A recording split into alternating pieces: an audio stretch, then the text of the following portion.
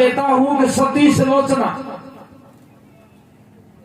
सुलोचना ने अपने पतिव्रत धर्म के माध्यम से अपने कटे हुए पति का शीश, मेघनाथ का शीश को रामाजल में जाकर के किस तरीका से हंसाती है और उसके साथ में सती किस तरीका से होती है, ये एक छोटा सा प्रसंग है।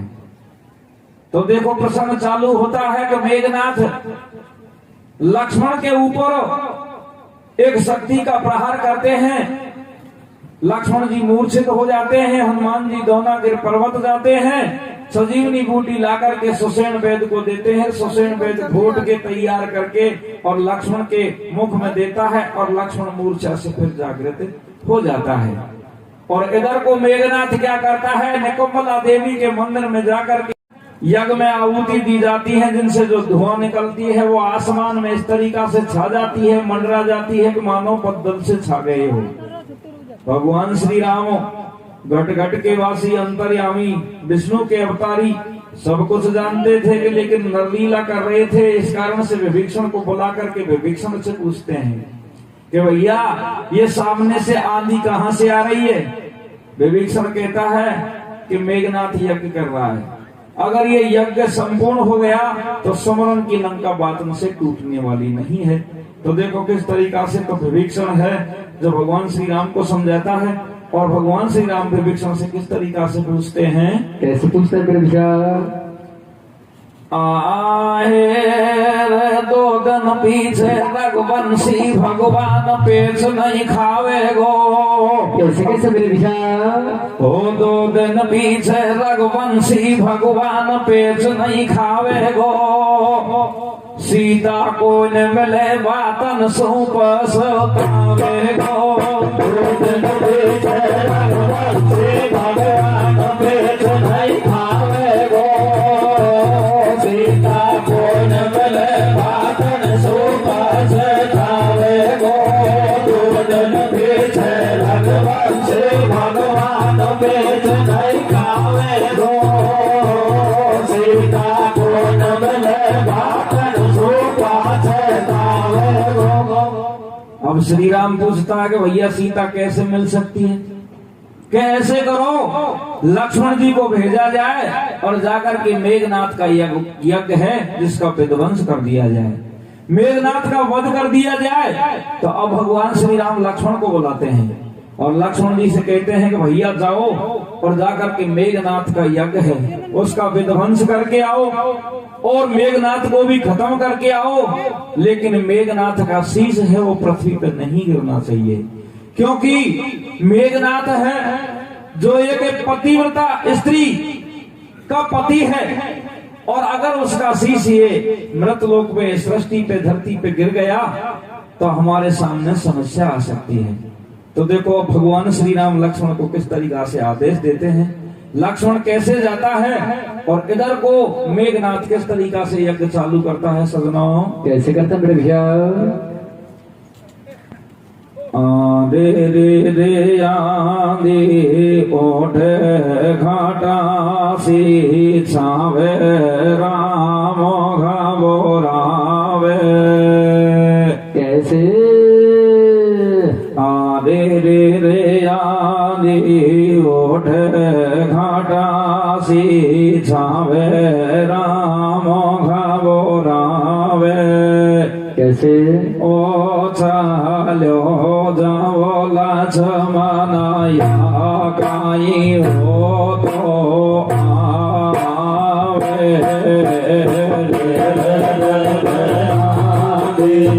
ओढ़े घाटा सी छावे राम घबरावे। चालो जाओ लक्ष्मणया काई हो तो आवे। आरे का पूजन लावे घर घर गाड़ा देर करी सुगंध राखाना। कैसे आर्य का पूजन लावे घर घर गाड़ा देर करी सुगंध राखाना। आर्य गया उठे घटा से छावे देख हनुमान घबरावे कैसे रे कछुआ मद के काची आवे भर भोजान बंद में जानो रे लक्ष्मण देख ठाडो ठाडो इसको बंदर से माधुले कैसे रे कहत को बंदर से नाधुले रघुवर भविचंद्र से पूछे कैसे रे साची बात बता मेरा भाई आंधी सी घासों आए और मेघनाथ बलवान यागवन के लोग जयकारी पूर्ण हो जाए तो पेट नहीं खावेगी थाली कैसे सुंदर को लाल करे नहीं दुश्मन की शंका कैसे पूरा हो जाया तो फिर नहीं टूटेगी लंका कैसे रे फिर नहीं टूटेगी लंका रे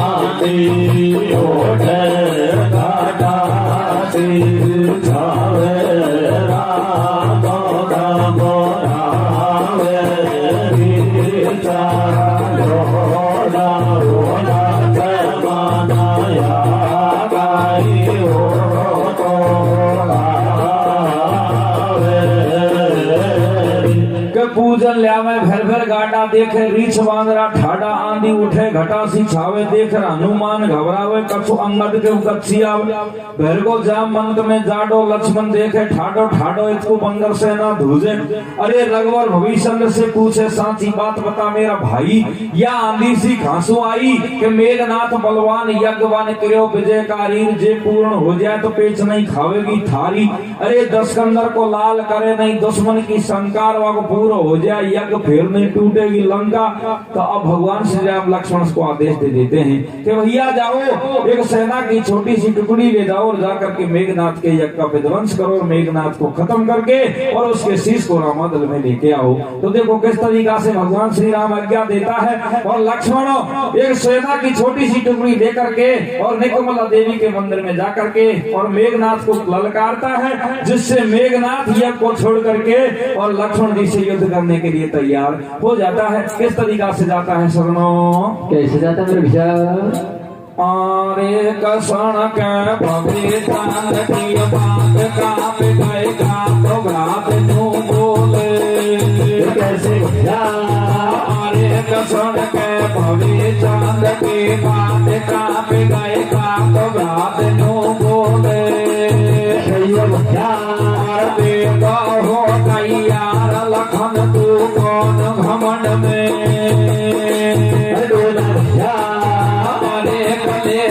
सारी सेना संग जार तुम करो याग तू भंग अरे बेगन का छुड़ाना और जबी पड़ेगी पार पेड़ तुम मेघनाथ को अरे कने को सारी सेना संग जार बन करो याग को भंग वीर तू मारो लक्ष्मण जी ने बाण दियो हनुमत ने शीश उतारो धड़ से छूटी भुजा पड़ी महलन के चौकन में कैसे लोचना सुकुमार देख रही बैठ झरोकन में कैसे अरे देख रही बैठ झरोकन में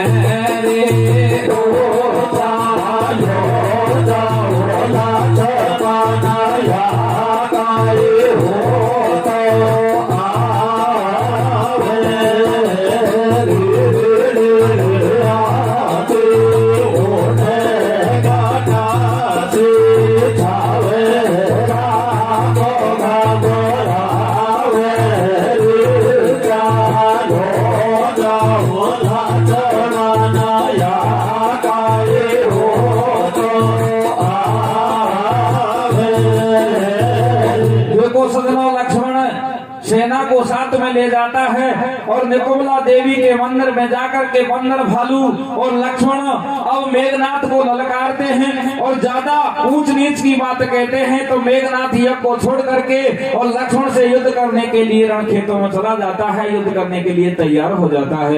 युद्ध होता है जिसमें लक्ष्मण मेघनाथ का वध कर देते हैं, शीश को काट लेते हैं और अपने हाथ में लेकर के रामादल को चले जाते हैं। लेकिन विधि का विधान देखो, इधर को तो शीश को काट के लक्ष्मण जी ले जाते हैं, एक इधर को अपने आप भुजा कट करके और वहां से जाती है और लंकापुरी में चली जाती है। लंकापुरी में जाकर के कहाँ गिरती है? जहाँ सुलोचना बैठी हुई थी उसके आगे जाके गिर जाती है। सुलोचना भुजा को देखती है तो तुरंत पहचान जाती है कि ये तो मेरे पति की भुजा है और मेरा पति देव तो निकुम्बला देवी के मंदिर में यज्ञ कर रहा है और ये भुजा किस तरीका से कट के आई। तो देखो किस तरीका से रुधन मचाती है, वो भुजा किस तरीका से सुलोचना को सारे हाल लिख के बताती है। कैसे प्रसंग आगे बढ़ता है सजनों, कैसे बढ़ता फिर विशाल? आरे रे रे काटे गायो मेघनाथ को शीसा भुजा घर जावे। कैसे? आरे रे रे काटे गायो मेघनाथ को शीसा भुजा घर जावे। लाना में वो तेरी आभारो रोदन मचावे।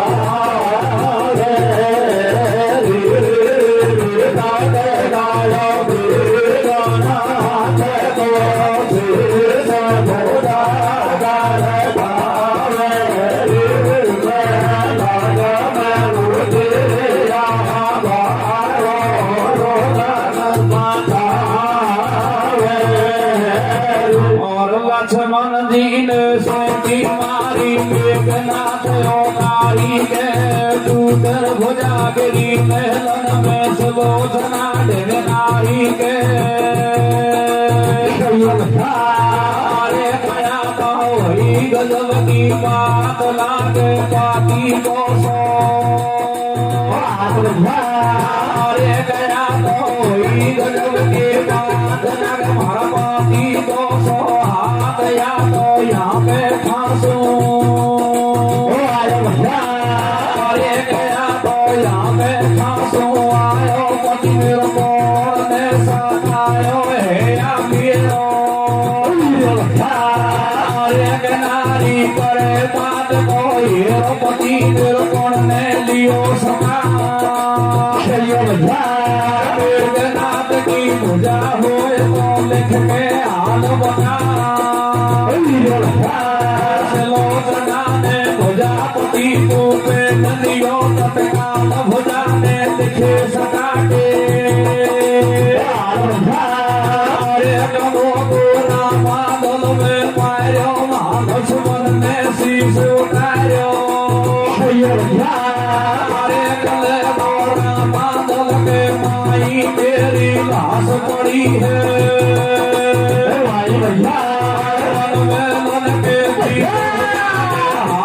क्या सारा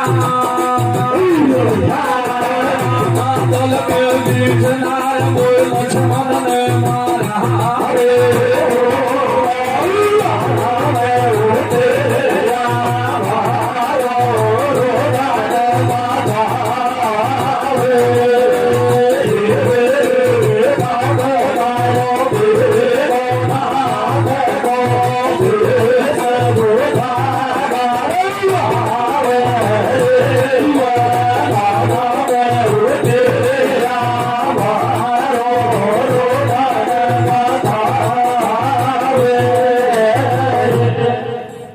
मेघनाथ की भुजा लंकापुरी में सुलोचना के सामने जाके गिर जाती है। सुलोचना भुजा से पूछती है मेरे पति की तू भुजा है तो मुझे सारे हाल को सुना। भुजा को सुलोचना पेन पकड़ा देती है और भुजा सारी बातों को लिख देती है कि मेरा शीश लक्ष्मण ने काटा है, मेरी लाश वहीं पड़ी हुई है और ये भुजा कट करके तेरे पास में आई है। इतनी बातों को पढ़ करके सुलोचना एकदम से रुदन मचाना शुरू कर देती है। जैसे ही रुदन मचाती है तो लंका की दौरानी जिठानी सारी सखी इकट्ठी हो जाती हैं और सुलोचना से पूछती है कि बहना तू क्यों रो रही है। सुलोचना कहती है कि देखो सामने आपके क्या पड़ा हुआ है, मेरे पति की भुजा है और इसमें मुझे लिख के सारी बात बताती है मेरे पति का वध हो चुका है। इतनी बात को सुन करके सारी सखी भी घबरा जाती हैं और सुलोचना रोती रोती अपनी सकीन से किस तरीका से कहती है सजनों, कैसे कहती विरविशा? और देखो पति को हाल सुलोचन छाती भर टकराई, कैसे विरविशा? भाजी भाजी में लंका की सखियां आज सुलोचन काई देखो पूछो रही है भाई, रामादल में पति मार दियो भुजा महल में, लखन के हाथ पति ने मोद मोद हद पाई, अरे कन्यो समझा में दौरद ढाणी अब मत रोज सुलोचन मारी, अरे के काई को अरे के काई को अरे के काई को थारो धुन मचावे, तेरो पति में कुंड गयो वायु हेरा सुनई, की भर रोज याद कर उन वाकन की, लेख नहीं मिटे मिटे नहीं रेखा तुम के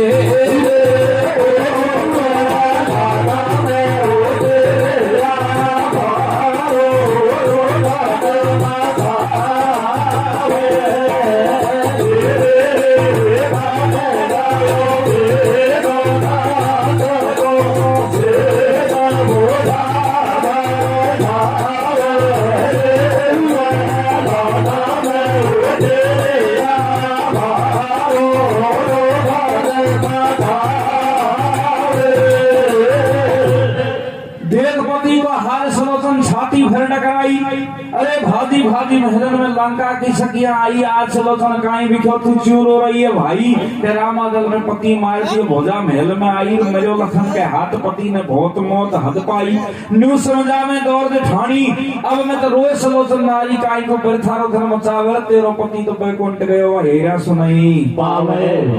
अब सखी इस तरीका से क्यों कहती है कि वैकुंठ क्यों गया, क्योंकि आप जैसे महापुरुष इस बात को कहते हैं, वेद पुराण भी कहते हैं कि भगवान के कार्य करने में जो जीव की मृत्यु हो जाती है उसको सीधा मोक्ष धाम मिल जाता है, ऐसा प्रमाण बताता है।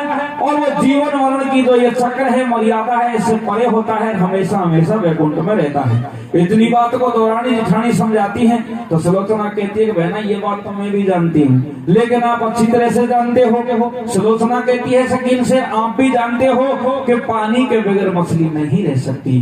अरे बगैर ड्राइवर गाड़ी सुनी थाना बगैर सिपाही और बिन दीपक है रहना देरी मर्दा बगैर लोगाई। स्त्री की जात को झाड़ झाड़ लागू है, पति के बगैर स्त्री की गति नहीं होती। बहना एक बात बताओ, मैं अभी मेरी बारी उमरिया है, मेरे दूध के दांत नहीं उखड़े हैं, अरे ये मेहंदी की रेखा भी नहीं मिटी हुई है। अगर मेरे पति का अंश का मेरे किसी प्रकार का कोई पुत्री हो या पुत्र एक संतान होती तो मैं उसके सारे जिंदगी काट सकती थी। अब मेरे कोई नहीं है, मैं किसके बहाने से किसके सहारे से मेरी जिंदगी को यापन करूं, कैसे पूरी करूं। इतनी बात को कह करके सुलोचना फिर रोने लग जाती है। उसी टाइम पे मंदोदरी आ जाती है और मंदोदरी सारी बातों को सुन करके और सुलोचना से भी ज्यादा रोने लग जाती है, क्योंकि माता पिता ऐसे होते हैं संसार में और जिसमें तो माता है, इसका रिश्ता पुत्र के प्रति निस्वार्थ भाव का होता है, इसके बीच में कोई स्वार्थ नहीं होता है। और माँ की आत्मा को तो माँ ही समझे कि अपना बेटा बेटी से वो कितना प्यार करती है। अब इधर को मंदोदरी रो रही है, लेकिन अपने आंसुओं को पोंछती है, आंसुओं को पोंछ करके हिम्मत धारण करके और अपनी बहू सुलोचना से माथे पर हाथ धर के कहती है कि बेटी रोने से कोई फायदा नहीं है, क्योंकि छठी रात में लिख दिए भेमा ताने अंक और राई घटे न तिल बड़े रहरे जीव निसंग। जीव को निसंग रहना चाहिए। बेटी अब क्या बात बताऊं, इसमें तुम्हारे ससुर की गलती है, मेरे पति देव जो लंकापति रावण है इसकी गलती है, तेरा और मेरा तो कोई दोष नहीं है। फिर भी अगर मैं जाती हूँ और जाकर के लंकापति रावण के पैर पकड़ती हूँ, कहती हूँ कि हे स्वामी अब तो ये युद्ध को बंद कर दे, क्योंकि आधे कुल का तो नाश हो चुका है। अगर तू ये युद्ध को बंद नहीं करेगा तो तेरा संपूर्ण राक्षस कुल है जिसका नाश हो जाएगा। मंदोदरी इस बात को सुलोचना से कहती है कि मैं जाती हूँ लंकापति रावण को डा, लेकिन लंकापति रावण से जाके कहती है तो लंकापति रावण बिल्कुल नहीं मानता है। वैसे तो सदनों लंकापति रावण को पता था, इस कारण से भगवान श्री राम से विवाद कर रहा था कि मेरे संपूर्ण कुल का मैं नाश करवा के और सबको मोक्ष धाम प्राप्त करवाऊंगा और मेरी गति जब ही होगी, लेकिन इस बात को किसी से कहता नहीं है। तो देखो अब मंदोदरी और सुलोचना के बीच में किस तरीका से बातचीत होती सजनों, कैसे होती बिरबिशा। आर मंदोदरी के दिल लगी और सुनती की सुकुमार, मंदोदरी के दिल लगी और सुनती की सुकुमार, सुलोचना बहुला मेरी तकदीर में धीरज, जोड़ो हाथ पड़ो तेरे पैया अब नहीं हो सवाल मेरी, अरे ये घर बार कछु सुआवे तो याद बलम की, अरे कदे कोई जगत कुमार पर में हो घोर अंधेरो, अरे कमेरी याद पर में छट गई जोड़ी छोड़िया तो हाथ लगे, अरे छोड़िया तो हाथ लगे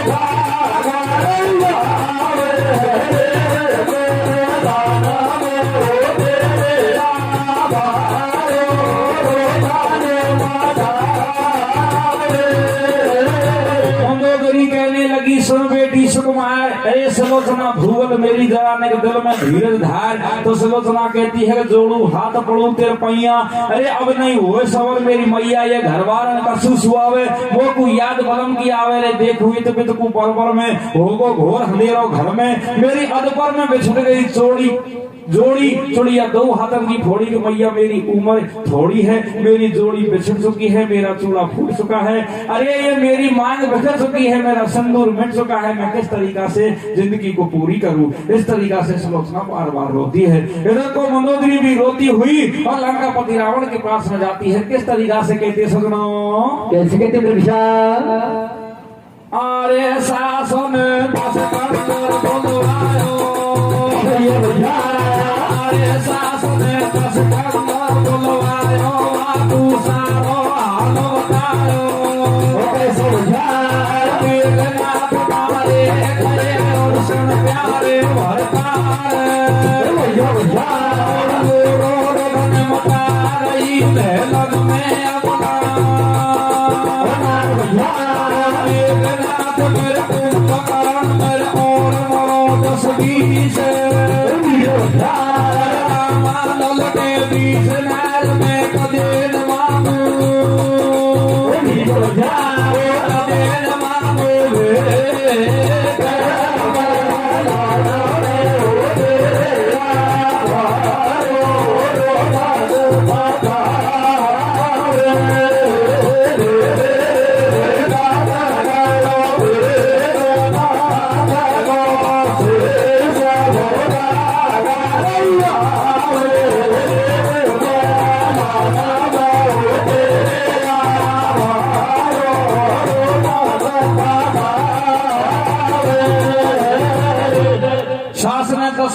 बुलवायो बाकू सारो हाल बतायो कि मेघनाथ मारे गए सुन प्यारे भरतार और रो रो धन मचा रही महलन में अबला।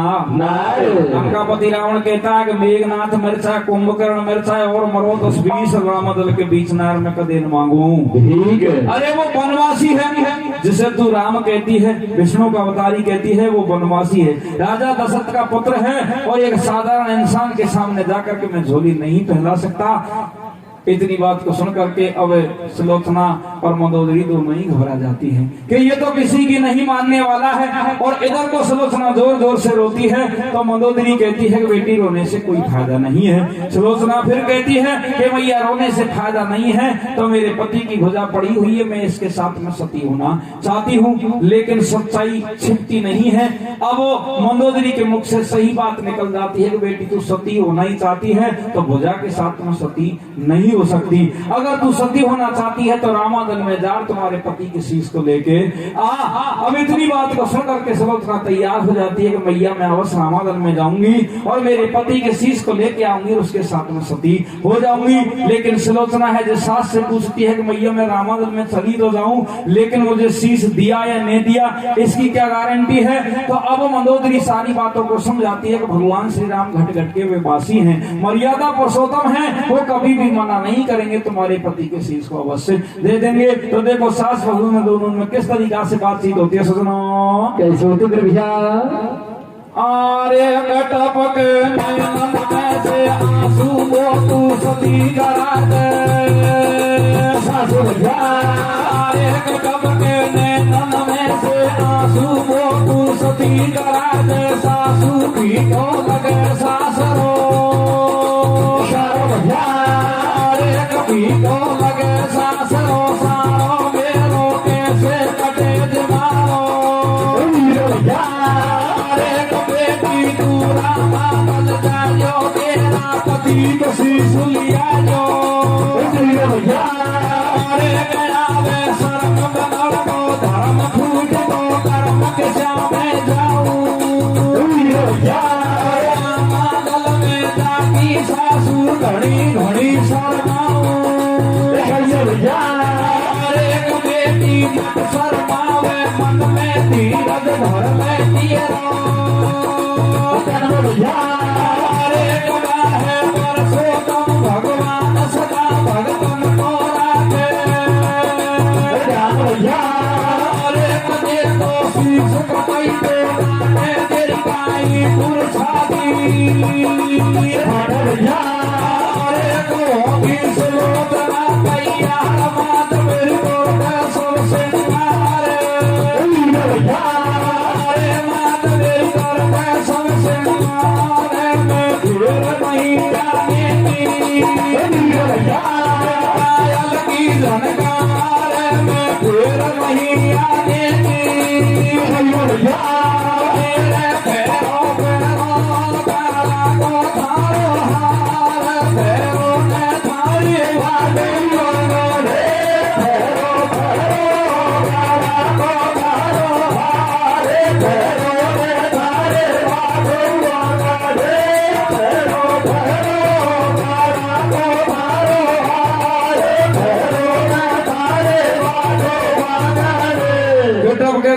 से आंसू मोकू सती करा दे सासू। अरे भीको लगे सासरो सारो मेरो कैसे कटे जे मारो। बेटी तू रामादल जाजो तेरा पति को शीश लिया जो। आवे शर्म बिगड़ को धर्म फूट को कर्म दिशा में जाऊं और रामादल में जाती सासू घनी घनी शर्माओ। अरे बेटी मैं शर्मावे मन में धीरज धर ले तेरा तन में बा है परसोत्तम भगवान। अरे सदा भक्तन को राखे ध्यान दे वो शीश कतई को नाटे तेरी काई को छाती रोटी सुलोचना तैयार मात मेरी कर दे सब श्रृंगार में फिर नहीं आने की। मेरी पायल की झनकार में फिर नहीं आने की। कि मैया मेरा 16 श्रृंगार बनाओ, मैं रामादल में जाऊंगी और मेरे पति को शीश को लेकर के वापस महल में नहीं आऊंगी, क्योंकि मैं रास्ते में ही अपनी लंका की सीमा में भी जहां भी सुरक्षित स्थान मिलेगा वहां मेरे पति के साथ में सती हो जाऊंगी। तो देखो अब सुलोचना का श्रृंगार सासू किस तरीका से बनाती है। क्या कहती है कि फेरो फेरो गड़ा को थारो हार फेरो ने थारी बाजू बंगली। कैसे श्रृंगार बनाती सजनों? कैसे बनाती प्रभुषा? आर्य कमो खूब पैर में मदनी में और रचा दे।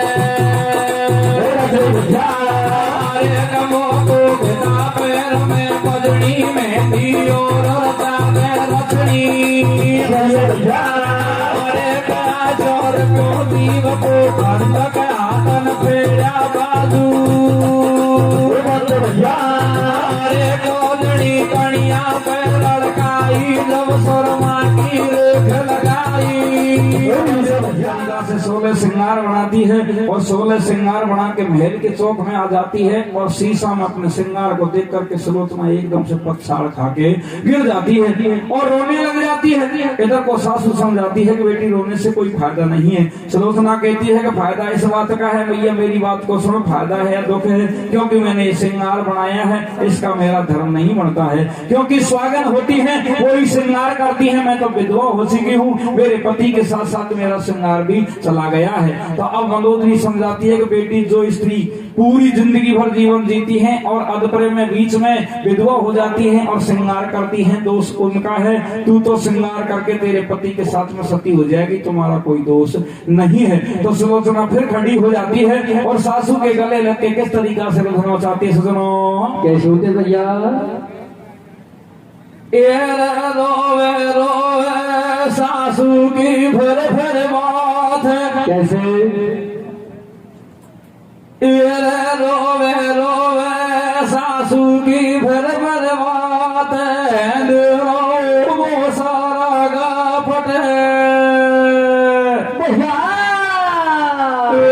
धोखो देगो भाई रे, धोखो देगो बोला भारे तारे कैसे? जो मारो मारो कैसे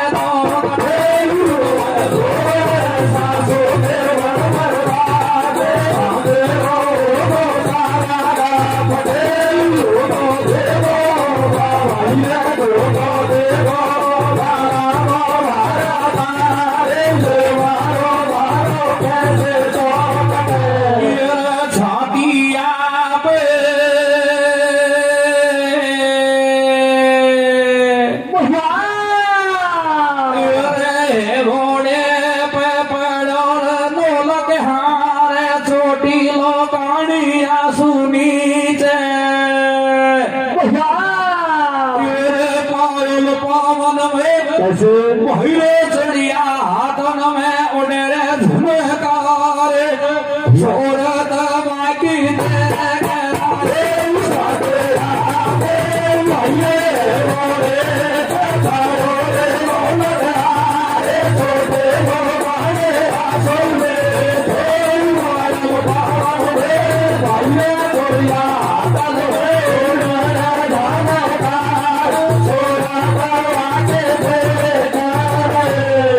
छतिया पे हेवड़े पे पड़े और नौलक हार छपी वो कणिया सुनी से एरे पायल पावन में चढ़िया हाथ में उड़े झनकार सुरतवा की देख रही। इस तरीका से सुलोचना रोती है, रोधना मचाती है, घबरा जाती है। सासू समझाती है कि बेटी चिंता करने की कोई बात नहीं है, तुम्हारा श्रृंगार करने का भी कोई दोष नहीं है। तू जा और जाकर के रामादल में तुम्हारे पति की शीश को लेकर के आ। भगवान पे भरोसा मुझे है कि वो अवश्य भक्त को नाराज नहीं करते हैं, भक्त से हमेशा प्यार करते हैं। और उनका एक नियम भी है कि चाहे रण छोड़ना पड़े, चाहे भीख मांगनी पड़े, चाहे कुछ भी करना पड़े, चाहे प्रतिज्ञा भी तोड़नी पड़े, लेकिन अपने भक्त को हर हालत में वो कुछ देखना चाहते हैं। तो सुलोचना के हृदय में तसल्ली आ जाती है और तसल्ली आती है और लंकापुरी से रामादल के लिए किस तरीका से जाती है। इधर को बंदर फालून को जैसे एक स्त्री आती हुई दिखाई दी तो वो तो ये समझ रहे थे कि माता सीता आ रही है और वो बड़े प्रसन्न हो जाते हैं, खुशी मनाते हैं, उछल कूद करते हैं। तो विभीषण उनसे पूछता है कि ये बताओ कि तुम खुशी किस बात की मना रहे हो कि देख सामने से माता सीता आ रही है, मेघनाथ का वध हो चुका है, लंकापति रावण को यह सदमा सहन नहीं हो सका, इस कारण से माता सीता को वापस देने के लिए ला रहा है। लेकिन विभीषण समझाता है कि भैया ये माता सीता नहीं है, मेघनाथ की घरवाड़ी सुलोचना है, पतिव्रता नारी है, अपने पति के शीश को लेने के लिए आ रही है और ये इसके साथ में सती होना चाहती है। इधर को उसी टाइम पे भगवान श्री राम सारी बातों को सुन करके कह देते हैं कि इससे कोई भी मना मत करना, इसके पति के शीश को दे देना। ये बात तो रामादल में हो रही है और इधर को सुलोचना है जो लंकापुरी से कैसे रामादल के लिए रवाना होती सजनों कैसे होती विभीषण? आहे कालो डपटो का तन को झल को पीला सनिया पे दोनों हाथन में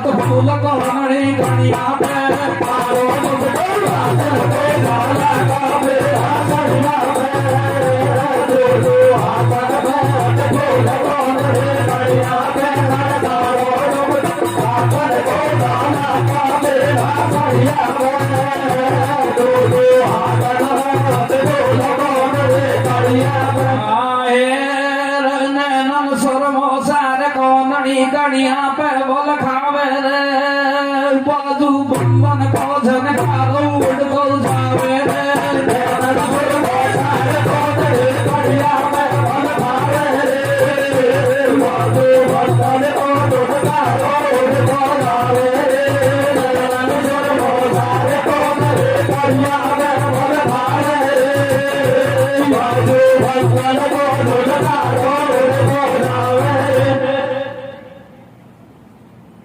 और शीश लिए न को तलीस लो तब रामादल की ठानी शीश लिए न को तलीस लो तब रामादल की ठानी सब सेना दे देखनार तू माप जान की जानी और भालू के राम से अब के रावण आरो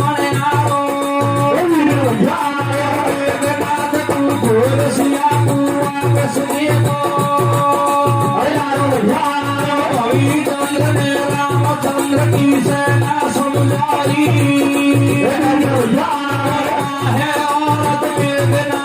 शीश बुले तो बातों लाने को राम कह सब सेना से आंसू मत खींचो मेघनाथ को शीश मार को वापस लौटा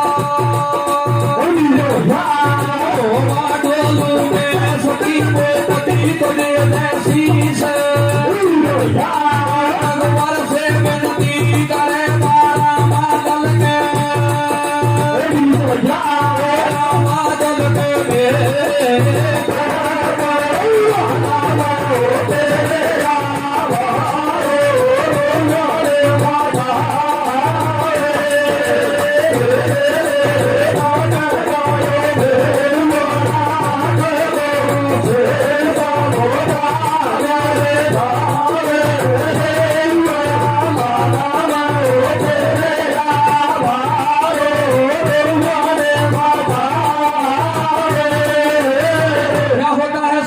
रामादल के शीश लेने को चली सलोचन रामादल की ठानी सेना ने देखनार को माप जान की जानी अरे बंदर भालू कह राम से अब के रावण आरो और मेघनाथ को खोर सिया को वापस देवा हरिचंद्र ने रामचंद्र की सेना समझाई रिया धोखा में रिजवा तो लड़े को लड़ाई है और मेघनाथ की शीश को ले आई और मेरा भाई को मैं जानता हूँ कि वो हमेशा लड़ाई लड़ेगो आखिरी श्वास रहेगी जब तक हार नहीं मानेगो। तो राम कह रहे सब सेना से यासु कछु में तो खींचो और मेघनाथ को शीश नार को वापस लौटा।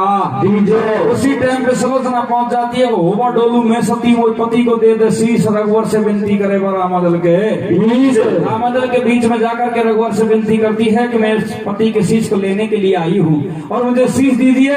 तो अब सारी सेना के शंका हो जाती है कि सलोचना को इस बात का पता कैसे चला कि इसके पति का शीश रामादल में है। तो अब सलोचना कहती है कि मेरे पति की भुजा कट करके और लंकापुरी में गई और भुजा ने मुझे सारे हाल लिख के बता दिए हैं, इस कारण से मैं रामादल को शीश लेने के लिए आई हूँ। इधर को सजनों लक्ष्मण जी को देख करके और सलोचना कहती है कि हे लक्ष्मण तू इतना प्रसन्न होने की कोई जरूरत नहीं है, तू इतना बड़ा नहीं है कि तू ये समझ रहा है कि तेने मेघनाथ का वध कर दिया है। इसमें तेरी कोई प्रभुता नहीं है, तुम्हारे बलवान पड़ा का कोई भी इसमें अधिकार नहीं है। इसमें तो दो स्त्री के बीच में, दो पतिव्रता नारी के बीच का ये झगड़ा था। इधर को तुम्हारी घरवाली उर्मिला है और इधर को जगत भवानी माता सीता जो अशोक वाटिका में बैठी हुई है। दो पतिव्रता नारी के बीच में मेरे पतिव्रत धर्म है जो कम पड़ गया, इस कारण से तेरे द्वारा मेरे पति का वध हो गया। फिर दूसरी बात ये भी है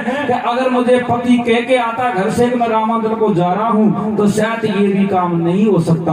और दूसरी बात है जो शीश हंसाने टाइम पे कहती है, किस तरीका से कहती है वो बात को मैं अभी बता देता हूँ कि मुझे इस बात का भी पता होता तो मैं मेरे पिता को बुलवाती और पिता को बुलवा करके मेरे पति के साथ में बॉडीगार्ड बना के भेजती और जब मैं तुझे देखती कि तू कितना बलवान है और मेरे पति का वध कैसे कर सकता है।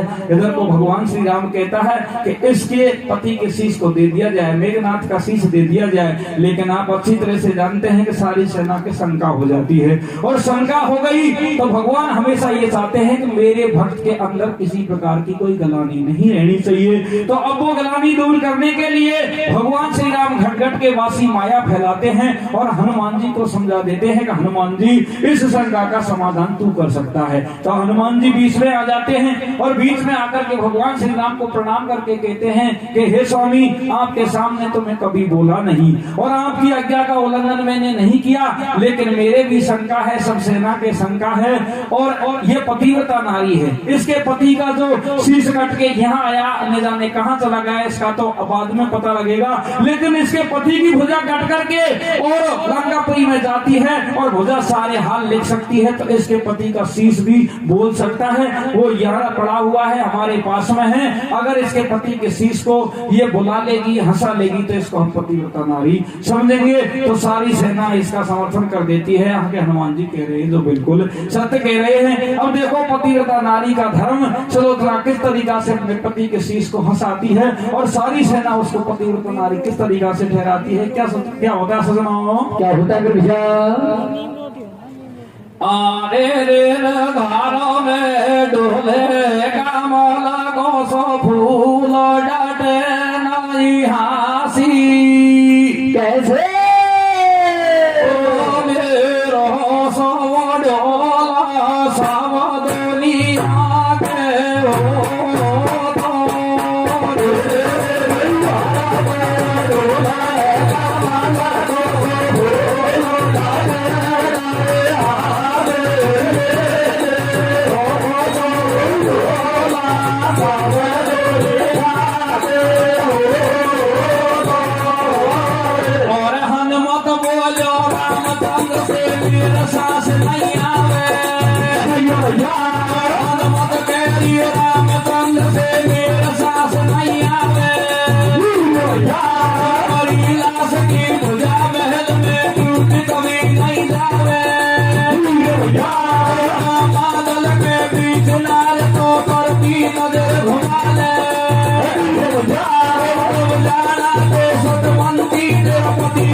से हंसा ले कर रही है दासी, कर रही है दासी, बादल के बीच शीश को आ रही है हंसी, आयो देशो नातियों में टूटो भूतो रागे, दर्शन होगा आपका कोई धन्य हमारा, राम नाम लियो नहीं रे कियो नार से है अब पछतावे क्या बने जब चिड़िया चुग गई खेत, राम नाम रटते रहो रे जब तक घट में प्राण, अब दीनानाथ के रे भनक पड़ेगी, रे रे रे सोना कहावे तो रे सोना आजे,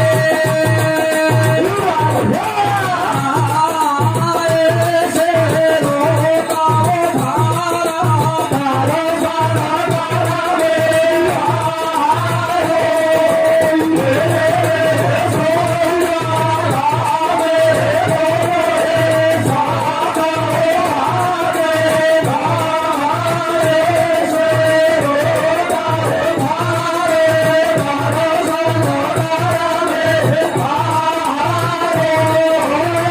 वृंदावन बिहारी लाल की जय हो।